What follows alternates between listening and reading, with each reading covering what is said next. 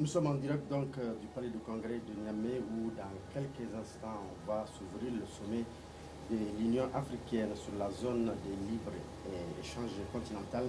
Nous en reparlerons en large et en long. Mais en attendant, nous recevons sur ce plateau le ministre conseiller à la présidence et directeur général de l'agence IA, organe en charge de l'organisation de l'événement que nous sommes en train de vivre aujourd'hui. Monsieur Sedil Mokhtar, bonjour. Bonjour. Monsieur le DG, depuis le 4 juillet, les travaux du sommet de l'Union africaine se déroulent normalement à Niamey. Paris gagné pour l'agence IA. Merci en tout cas pour votre question. Je pense que ce qu'il faut retenir, c'est que l'appel qui a été lancé par le président de la République, son Excellence Mahamadou Issoufou, pour que l'ensemble des Nigériens se mobilisent pour faire de ce sommet une réussite, est en train de trouver une réponse positive après ce que nous avons pu voir depuis donc, le 4 juillet, bien avant le 4 juillet, depuis le 23 juin. Les premières activités du sommet ont commencé et nous avons atteint un niveau de mobilisation exceptionnel, aussi bien sur le plan national que sur le plan international.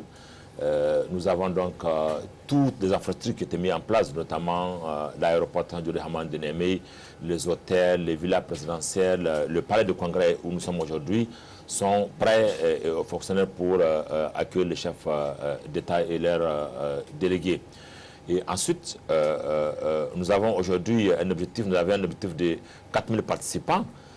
Hier, on était déjà à près de 5600, alors qu'on n'a pas encore fini de faire l'enregistrement. Donc, ça veut dire que même sur le plan international, la mobilisation a dépassé les attentes des Nigériens. C'est pour ça que vous voyez aujourd'hui que dans toute la ville de Niamey, les hôtels sont pleins, les villas sont pleines. Et je pense que ça, c'est quand même un signe de la vitalité de notre diplomatie. C'est un signe aussi de leadership que le président de la République joue dans la sous-région. Merci, monsieur le DG. La cerise sur le gâteau, c'est la décision du Nigeria, du moins, de joindre la ZLECAf à l'instar des autres pays africains à forte économie. Qu'est-ce qui explique un tel engouement des pays africains pour l'avènement de la ZLECAf? Je pense que ce qu'il faut retenir, c'est la prise de conscience totale au niveau des dirigeants actuels que nous avons en Afrique. C'est un projet qui date des années. Il a fallu donc que les chefs d'État africains décident de le confier au président de la République du Niger en tant que champion pour le faire aboutir. Et c'est la première fois de l'histoire de l'Union africaine qu'un traité qui a été signé par les chefs d'État soit mis en vigueur un an après. Et on avait un objectif de 22 signatures. On était à 24 la semaine passée. Le Nigeria a signé, va signer et le Bénin également. Si le Nigeria et le Bénin signent, ça signifie que c'est l'ensemble des pays africains. Un seul n'a pas encore signé.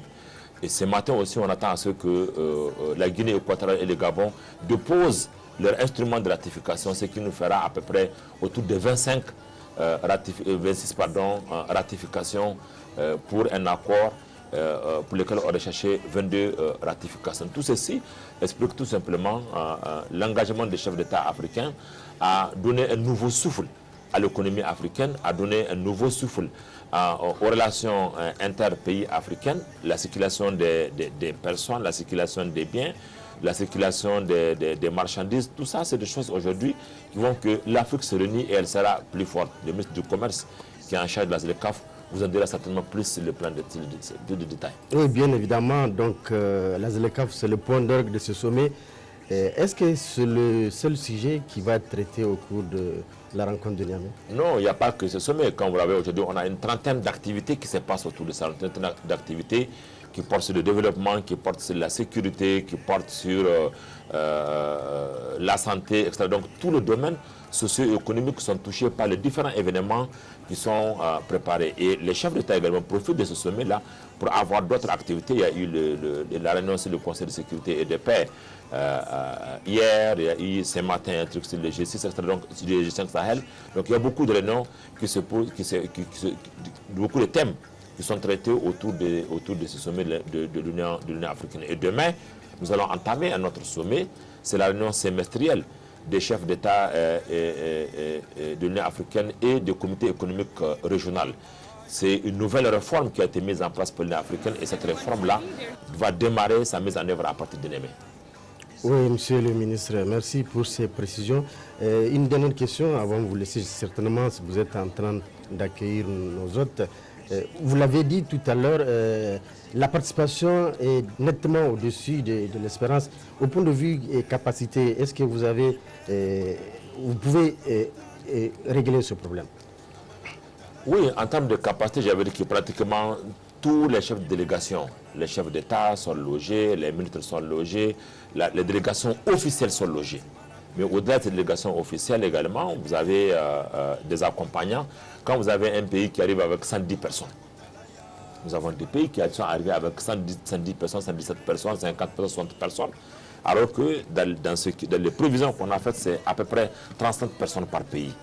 Donc, ce qui fait que toutes les prévisions ont été satisfaites, les grands hôtels sont pleins, mais Dieu merci, avec donc la mobilisation de l'ensemble des Nigériens, on a pu aujourd'hui loger tout le monde. En termes de capacité, vous avez vu aujourd'hui le palais de congrès qui a été complètement rénové à une capacité d'à peu près 1000 places et on a fait des invitations en tenant compte de ça. Vous avez vu le dîner de gala hier qui était prévu pour 1000 personnes, c'était également archi comble. Je pense que vraiment on est en train de tenir ce pari et que les gens se donnent compte. Bien sûr que lorsque vous organisez un événement de cette dimension-là, tout ne peut pas être parfait. Nécessairement qu'il y a des dysfonctionnements qui peuvent arriver, mais jusqu'ici, tous les dysfonctionnements que vous avez eus, c'est des dysfonctionnements mineurs qui ont été rapidement gérés et maîtrisés.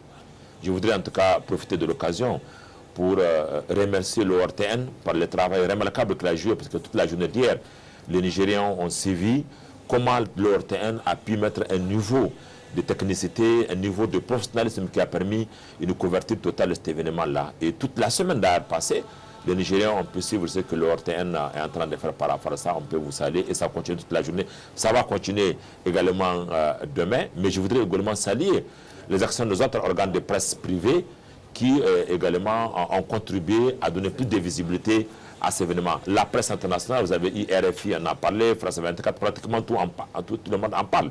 Donc l'objectif premier qui était de faire en sorte que le Niger soit pendant toute la durée de sommet la vitrine de l'Afrique est atteint.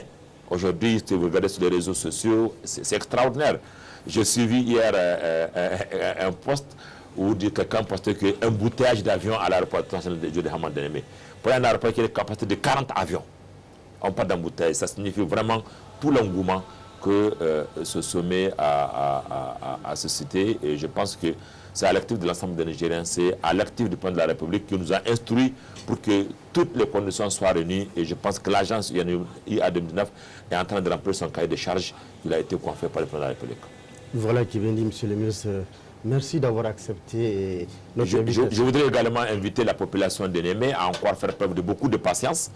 Parce que lorsque vous avez une trentaine de chefs d'État dans la ville, des mesures de sécurité exigent un certain nombre de contraintes qui sont imposées aux populations. J'appelle vraiment toutes les populations de la ville de Niamey à comprendre cela, à limiter le maximum possible leur circulation dans la zone rouge, notamment le palais de congrès, l'hôtel Gaoué, l'hôtel Radisson, où les événements se passent. Ça se passe dans un contexte sécuritaire extrêmement difficile dans tous les pays de la sous-région et dans le monde.